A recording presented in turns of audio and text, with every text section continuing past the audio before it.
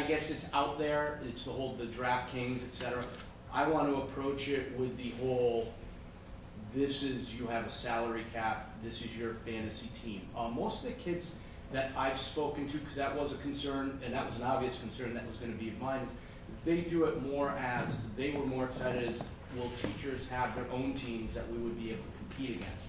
Because one of the things I'm actually looking to do is in order to have a weekly changing team, they would have a year-long team that they would actually go through what they would, the traditional draft, and we would have different sets of competitions set up throughout that they would be responsible. They'd be responsible for maintaining all the results. I would be responsible for getting the value of the players out, and that would be my source, so that would be coming from me. And that would be based on, I'll do the research. ESPN has values like that, Yahoo non-gambling type sites. So yes, that was a big concern. And part of that too could be when we sign up that you acknowledge that doing this is for learning purposes, that if you, kind of like when they log into our network, if they log in and they're gambling, these are misuse of results in X, Y, and Z, absolutely. And the kids know I'm pretty straightforward when it comes to that we're trying to take something you enjoy, but add a twist to it. And there'll be growing pains, I'm sure, with it. With respect to that course, if I can just add two things. One, as Chuck alluded to, we are, we'll develop and pilot the curriculum next year for this, but our ultimate hope is that we're able to refine that in such a way that we can offer dual business math credit for it, to get another reason for kids to take math, especially with the increased math requirement. And this course has generated a lot of interest from teachers as well to compete against the kids, a part of our just approach school differently so kids invest in it. Sure. Can I ask a question about that course also? What grade levels are going to be able to take that course? I think we did 11, did we do 11 and 12? I think we did 11 and 12. Because they'll have a little of that extra math background to help them and the writing component, because it really is. I do want them to say, this is what you have, this responsibility. How did you come up with this mix of players based on what was your thought process? Ultimately what I'm trying to get them to think, because you'd be surprised, before my accounting class even, the kids that'll come in during the season and they just talk about, hey, Ms. Martucci, did you see this? I took this guy because I thought he would do this, but he ended up doing that. I want to kind of corral all that enthusiasm and use it towards their writing, their thinking process, and get them kind of to that higher level thinking. Strategic thinking.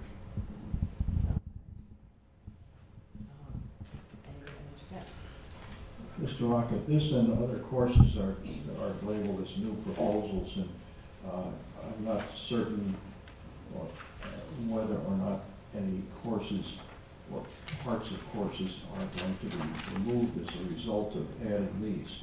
Could you clarify how we end up with either staffing implications or available classrooms or any of that when we add additional courses in? Sure. And so this is a wisdom of leadership thing. One of the top lieutenants of the building says, you want me to take that? And so as much as I want to dive in and answer, I'm smart enough to let Kim answer it. As with all new courses that we bring on, there's a chance that another course might not run, but it's all about what the students are wanting to take, so we go with student interest. So we go based on their requests as to what classes run. So there is a chance that something may not run next year because a new course has come on with more enthusiasm. So there's nothing planned at this point in time? Nothing's ever eliminated in the beginning. It's that they're all offered, but then when we go through the scheduling process and students request courses, then we go based off the number of requests as to which classes should run. Okay, because it's inevitable that some time will have to be yielded somewhere and/or classroom space to accommodate. Correct. And it's also possible we've seen where instead of 4 sections of something, maybe 3 sections run of that, and so that 1 section of the new course could run. It's all math puzzle when based on the requests that come in from student interest. And I can speak about, like, within my department, we'll go through the course catalog every year and we'll be like, what do we think is going to be popular? What do we think kids really want? Where does the interest lie? And then some of the classes, maybe they haven't gotten a lot of response from the students. We won't put them, they're still active, but we just don't put them for that year And then if we find that there's more, then we can release them back out.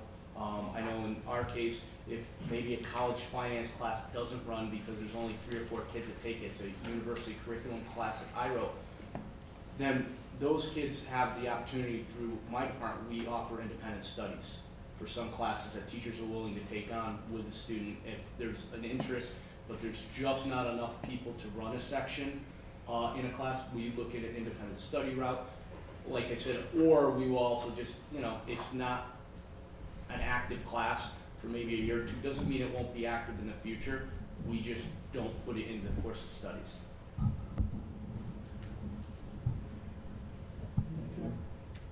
Is there any budget impact? No. The only The other thing would be the curriculum writing that we talked about at the meeting, but there was somewhere a workshop. Yeah, That was the only and thing. personal finance, Paul Smith and myself have already, because it is an elective class already, there are books involved that they currently use. Paul and myself are looking to make it totally, we write the curriculum, we write all the lessons. Our software apps class, we haven't had, I've been here 18 years, I haven't had a book for that class in 18 years. We've developed all the material on our own. Just because things change, it's too hard to get a book for. We have a book for Office 2007, and then next year it's 2010, and things change, so we just create our own material that we provide to students through Aspen on boards and through, you know, handouts that we've created. So we've almost created like our own books. And despite the pain that we've created, Kim, I bet you were hoping I didn't put my hand up. Huh? Oh, no. That's true. Is the requirement for community service seriously working out, or is it just not working? Are there students at risk of not graduating? Yes. Okay. Are there more and more students getting on board, or Yes. or there are? Okay. This is the first graduating class, so this will be Right. the big, I anticipated a request to have a presentation at the end of this year, Right. once we've gotten through the first full 4 years. There are students at risk, just as any, maybe they're not passing a class, so, but there are for community service, but there are a majority of students know exactly what's expected and follow through. So there are students who should be seniors but are not, and then are not going to meet that. I mean, it accumulates, and I understand that. To be honest, I didn't anticipate having to face students who were not going to graduate. I thought they'd get on board. What's going to happen? Well, I will tell you from my perspective, because this is important to me. We do everything we can at the high school to help students succeed. But there becomes a point when we're in danger of giving it away, so to speak. And we're very, very jealous about that diploma when we give it away. And I will tell you that I hope you know I have a reputation for doing everything I can for students. But when it comes to whether or not they have met those requirements, I become somewhat cold-hearted. Their department does a great job reaching out early to people. You're in danger, you're at risk, you're in danger, you're at risk. But when it comes to it, and every last day I've ever been a principal, I've had crying kids and crying parents, and the answer is no. And if someone wouldn't meet it for this, do we really want to make an exception? You know, I would be just as cold-hearted, because we don't want it. It's valuable to us in that way. I'm sorry for cutting you off. That's okay. Glad to hear that, Andy, because it validates the importance of what the board is trying to do. Right. I'm sorry, I can just put my father hat on because my daughter is a junior at the high school, and I know one of the things that is every summer she knows her community service. I mean, things are wrapped around what you're, and she does far more. She'll do 20 to 25 hours in the summer. And the funny part is we start the year, and I'm the one who's like, relax, we'll get the paperwork to the person, and she'll be, Mom, did you get that paperwork? And she's very she knows I have to get that community service done so I can graduate. And that's more has come from her. And I'm the one that's usually like, relax, it's September. I've got till May to get the paperwork to Miss Marinette. We'll get it in. And she's literally, if it's not, she will be on me and my wife to make sure that the paperwork was put out and signed and Kim has it. She's probably has come to Kim and said, you know, to make sure. So as a parent, I think it's great. It teaches her that responsibility that she, you know, this is important to the school. Well, I'm so glad to hear that, but I know there are students who don't buy into it, and their parents don't as well, and those are the ones that I'm really concerned about. Are there enough opportunities, Kim? I know we talked about that before through the service club or right at the high school, so there are enough opportunities. Okay. Okay, so it's really The just opportunities are there, Okay. for sure. Okay. Yeah, I would be asking Mr. McCary to invite you to a meeting to catch us up. Thanks. I would just ask for it to be after school gets out, because then I'll have all the data. Mrs. Geser. So, Thank you. So for clarification regarding Michelle's questions, this is the first class that could have students not graduate. Now, is it because they haven't fulfilled their senior year responsibility, or is it previous years? Both. I have students who are not seniors because they have enough credits, but they don't have their community service hours to get to senior year on top of the 10 they need this year to graduate. We have everything, the whole gamut. I'm somewhat dumbfounded. So they're seniors, they would be seniors if they had done the community service. Correct. Where are the safety nets along the way that, I know you do a lot, I'm just trying to better understand. Sure. We have made it that the number of hours that they've accumulated so far is on Aspen, so they can see it at any time. It's published on their report card each quarter. It's also published on the transcript. So anytime that anything is published and put out there, they know how many hours they have. They know the requirement. I publish every week the Rock News, so any opportunities that come in to me from the community, anybody who has one coming up, I publish that, so there's opportunities there. I have a list on the website of more permanent, regular community service opportunities that are out there as well. We send letters for students who are in danger of not graduating, that community service is at risk. We meet with students who I say right now, you're going to have to test on March 2nd and take the SAT unless you have your 10 hours of community service in by then, and you'd be surprised how many have come in the past couple weeks. So that's a safety net that catches them as well. Same with 10th graders. You'll be taking CAP science again if I don't have 10 hours of community service by the state, so it comes in then. It's a constant question and review and feedback for people. May I also add a very effective enhancement to our efforts is a senior prom. I tell the advisors, if they're not seniors, they're not seniors. They go to your ticket, I can't go, you're not a senior. And so then they'll come to me and say, get the hours done, look at the hours done. That's a good incentive. Yeah. From freshmen to seniors, like you were saying over the summer, maybe your daughter got the 25 hours in. Does that count for the 40, or does that just count for the 10 that particular year? Well, for her, she'll do more than the 10. Yeah, so she only counts it as a 10 each year. Each year is counted as Yeah, just I 10. just counted as 10. But it I could don't be the think I- 25 for 25? Right, so if a student happened to do 25 hours after freshman year, then they would have freshman and sophomore done. We prefer it to be more regular, but we have had students do that. The students that are preparing for college, do they realize that community service is a big part of it? Yes, we do mention that as well in our preparation, through our lessons, through our talk about it, that it's a value. We also talk about with scholarships. There's a ton of scholarships that are out there that are based around community service. And now because it's a graduation requirement, they'll be looking for more than just the minimum required for graduation as well. So we talk about that importance as well. So mostly, mainly, those are not the students you're talking about, right? Most of the time. That are missing it? Yeah, yes. It's the ones that probably say, oh, I'm not gonna go to college, beyond high school. No, it's the one, that's what I'm asking. Oh, no. I have definite college-bound students that haven't done their community service yet. I don't understand that. Okay, thank you. I know I'm baffling some people. I don't want you ever to have to feel that it's the responsibility of staff to come up with opportunities for these kids.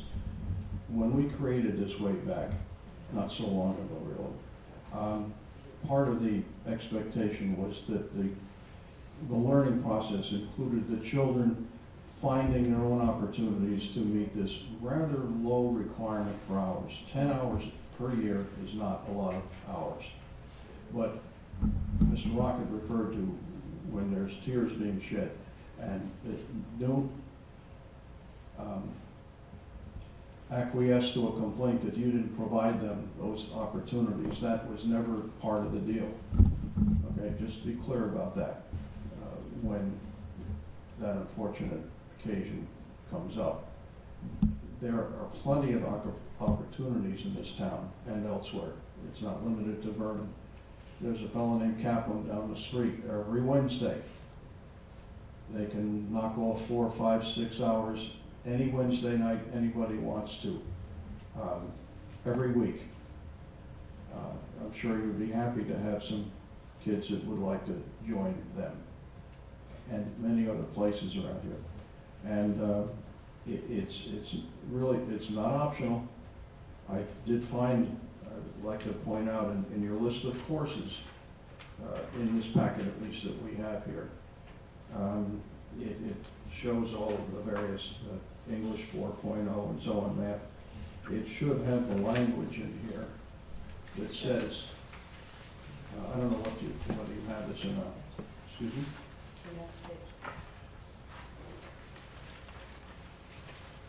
Yes, I just don't know what they see when they look at the list of courses. So for the community service graduation requirement in your program of studies, it is listed there as the graduation requirement at the bottom, the number of hours that they need, as well as when they meet with each of the counselors. And then in the policy, it's on a separate page. All right, thank you. If you do any tracking at all, not to put any administrative burden on you, but do you have a sense for which student or group of students might have achieved the greatest number of hours in any given year or cumulatively? I don't know, I would say our honor society kids are near the top of the list because they have honor society requirements. Like how many hours might they accumulate? Gosh, I don't know. Our higher performing kids do it as much for social reasons and for internalized reasons, because they have internalized the concept of public service. So there's a good bunch, and every year there's 20 or 30 kids that you see at so many events, and they're typically the highest performing kids. One of the things that Aspen has enabled us to do is to track the number of hours that are there, so we'll be able to have a report at the end of the year who had the most number of hours. That has been turned into us. I believe that there are students out there that may turn in a sheet to us who only complete the minimum for my knowledge to meet their requirement, but go above and beyond their own and do community service on their own without counting the hours. So we have both situations that occur, so it would be hard to say that, you know, this student, I have a student who has over 100 hours already as a senior, but I know I have another student who maybe has 40 in there as a senior, but yet I know he or she goes above and beyond and maybe has another 40, they're just not counted in there. So there's two types of students that are doing their community service. So it'd be hard to give you an exact, but I can tell you based on what papers have been turned into us, how many hours have been done per student. Well, Mr. Queen is a local scout leader. He could probably testify that some of the kids earning an Eagle designation put in thousands of hours in accomplishing what they do. So really, I don't think 10 hours in a whole year is a lot to ask. And if somebody doesn't want to graduate as a result, well, maybe they don't. Thank you, Mr. Kemp. Quite frankly, a lot of Boy Scouts do put an awful lot of hours into their projects, not just their Eagle projects. And as a matter of fact, they've got a requirement coming up this year that for an Eagle last reach level they advance, they have to put in so many hours of community service. So that probably is more hours that won't get counted, you know, against their graduation, but nonetheless, something that, you know, you have a conviction and desire to do. So I suspect you're probably recording a lot less hours than what they're actually doing in many cases with a lot of the students that are the higher performers. So you are recording though hours Correct. that are above and beyond the minimum, so. Right, so even though they might have already met their 40, but they give me a sheet, I include them in their hours. So I can Okay. see. Excellent, thank you. I actually just wanted to commend Kim because coming from an elementary PTO, when we needed help, volunteers for anything, we just sent Kim an email, hey, we need volunteers, and she posts it, and it's been a huge resource for us. And yes, it's not necessarily something you need to do because they should be initiating that themselves, but thank you, it's been a huge help to the community. Refresh my memory, Kim, do you approve of volunteer hours or the concept that the student is going to use as their volunteer hours in advance? Only if it's a for-profit, any non-profit, it's automatic. But anything, we really haven't had any, to be honest, that have needed prior approval, but it's on our list that if it was something other than a non-profit, that they needed to have prior approval. Anything other than, Although students being students, we do get requests such as, I'm helping my grandmother rake the leaves, so that's community service. You know, all kinds of requests like that. But if it's an elderly neighbor, it's different. You're pointing at Chuck when you said that, right? Yeah.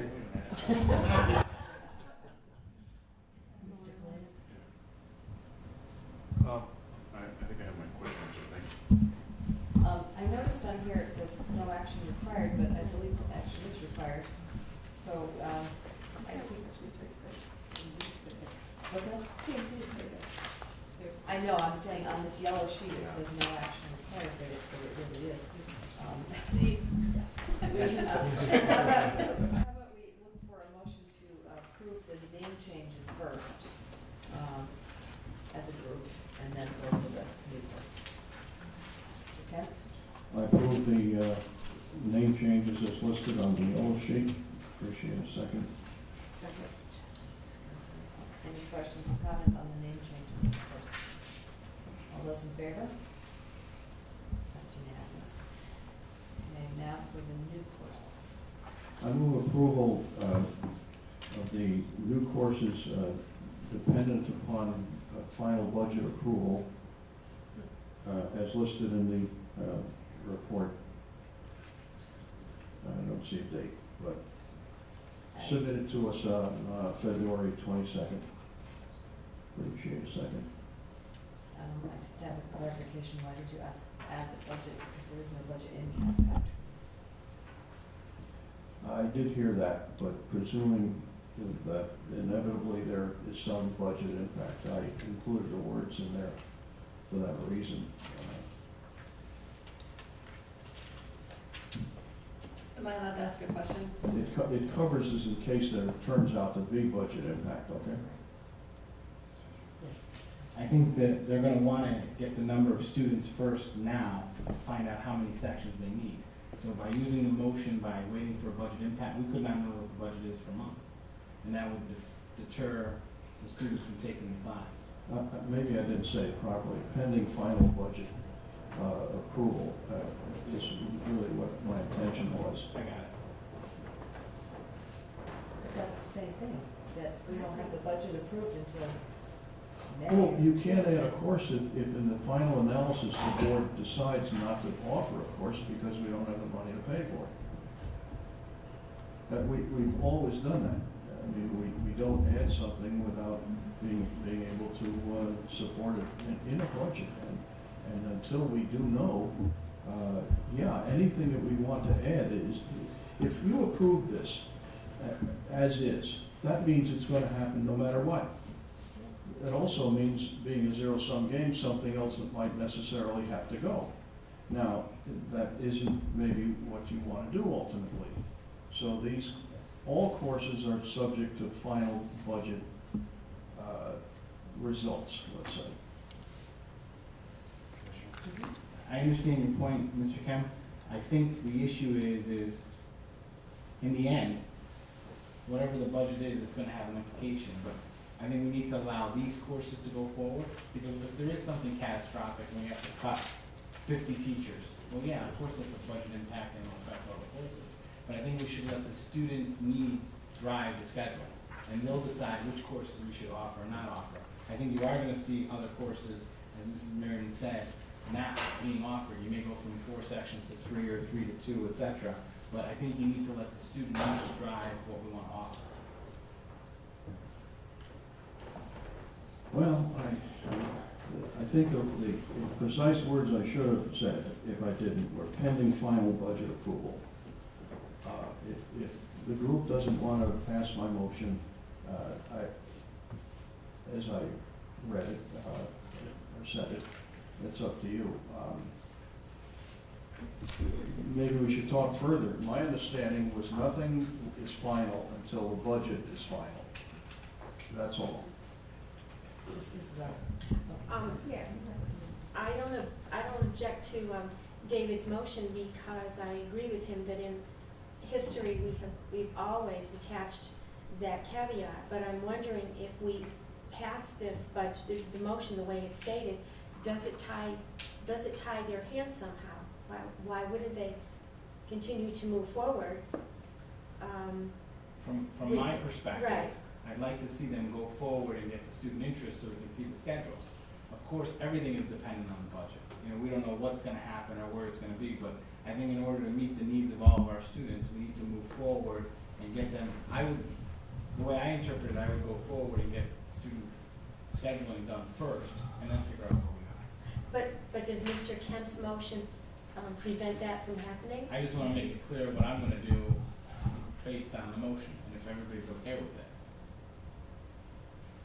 I don't think the action that you've described to us is contrary to Mr. Kemp's motion.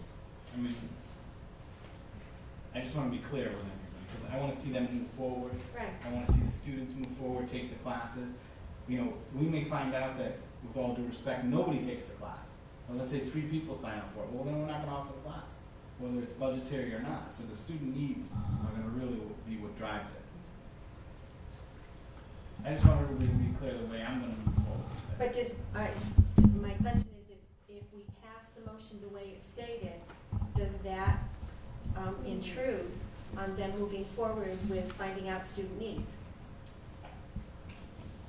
I'm just telling you what I'm gonna do moving forward. You tell me if I'm wrong. Let's put it that way. Do you think it impedes them moving Yeah, forward? I think it's in the gray area.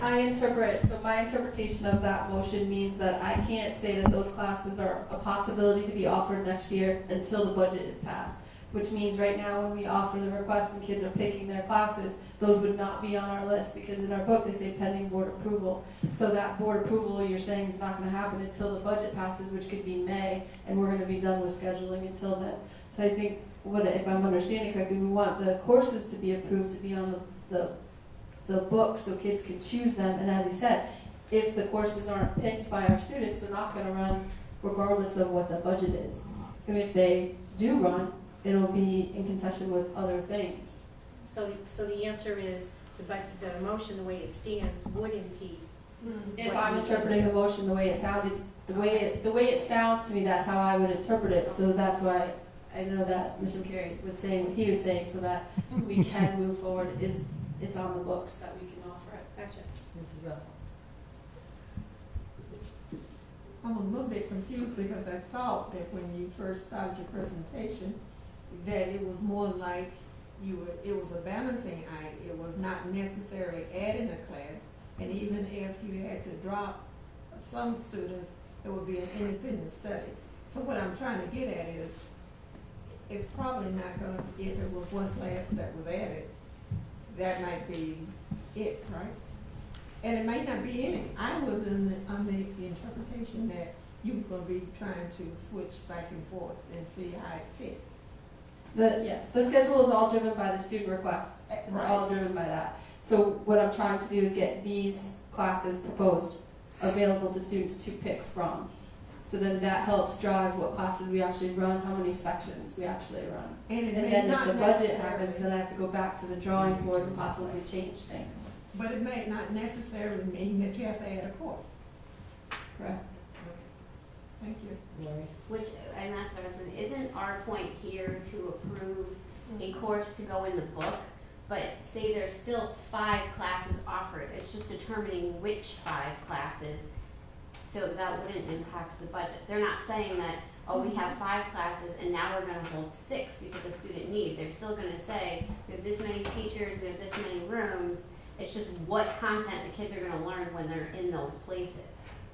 And so whatever class, like, so if we say, yes, add this class, this course here, students